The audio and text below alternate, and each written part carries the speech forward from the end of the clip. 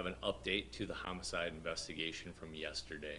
Yesterday at about 5 o'clock in the morning, we were contacted by a local hospital in regards to a stabbing. When we responded to that hospital, we learned that the stabbing victim had died as a result of his injuries. That individual is Zachary Adam Barta, a 25-year-old Vermilion resident. At that time, we began a very intense investigation and were able to identify a crime scene where we believe this incident to have occurred. It was in the area of 18th Street and Sycamore Avenue. As we began to interview people and develop information in regards to this case, we learned that this stabbing was the result of a botched drug deal that had taken place at that location. Throughout the day, we attempted to locate numerous witnesses and persons of interest in regards to this case. We had to involve numerous partner agencies in the local area, including the Highway Patrol, the Minnehaha County Warrant Task Force, the South Dakota DCI. Many areas of our own department were involved in the search throughout the day for these witnesses. And we also had some special assistance from the South Dakota Crime Lab. Throughout the day, as we were looking for subjects and doing interviews, we were able to develop a specific suspect that we were looking for in regards to this stabbing. That subject was identified as Christopher Michael Wood, a 25-year-old Sioux Falls resident. After identifying Mr. Wood, he was located by some of our patrol officers at around 3:30 in the afternoon, and after a short foot pursuit with Mr. Wood, they were able to take him into custody. After he was taken into custody, he was brought to the Law Enforcement Center where we continued the investigation. Ultimately, Mr. Wood was charged with first-degree murder, second-degree murder, first-degree manslaughter, attempted robbery, simple assault, and he was also arrested for outstanding warrants that he had.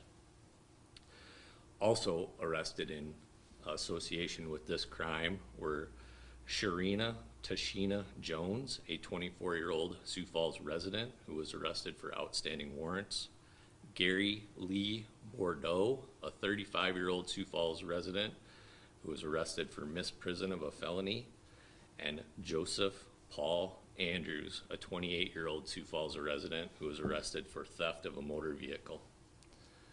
So I'll spell all the names at the end for you guys, but I'd take any questions at this time.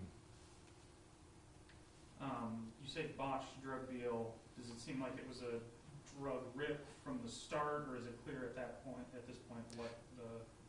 I would say the intent was that it was a drug rip, probably from the beginning. Can you tell us where he was apprehended at, the location? Yep, I believe that he was located in the area of 13th and South Duluth Avenue.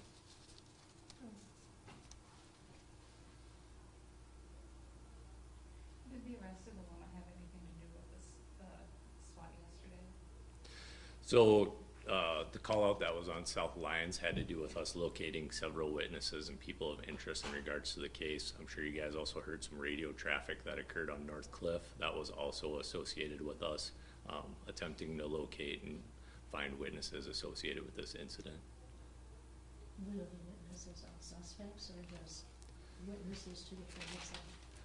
So the witnesses aren't necessarily suspects to the stabbing itself. It doesn't mean that there won't be future charges pending. I do believe that there will be additional charges that will be coming out of this case at a later date, but we're still actively investigating this incident. Why was the SWAT needed to locate those witnesses and track them down?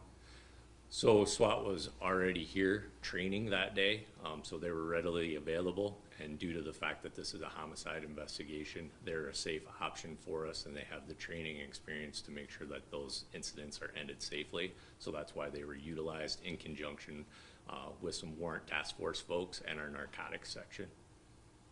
You say there's possibly additional charges in the future. Is that for existing suspects, or are there more people you're still looking for in connection to this case?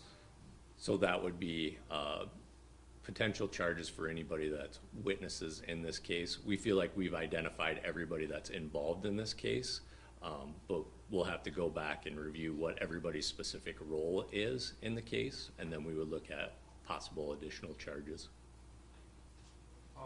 We've seen something, there was a post that police were looking for a Christopher Wood earlier in the day. Was it confirmed that that was the same Christopher Wood arrested in the evening? So I believe maybe the post that you're referring to is Christopher Wood.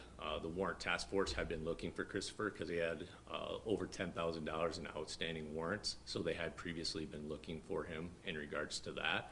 And that is the same individual that we did arrest in regards to this crime. Any other questions? Okay, I'll spell the names real quickly.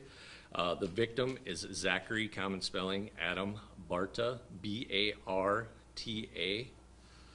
Christopher Michael Wood is all common spelling. Sharina is S-H-E-R-E-E-N-A. Tashina, T-A-S-H-I-N-A.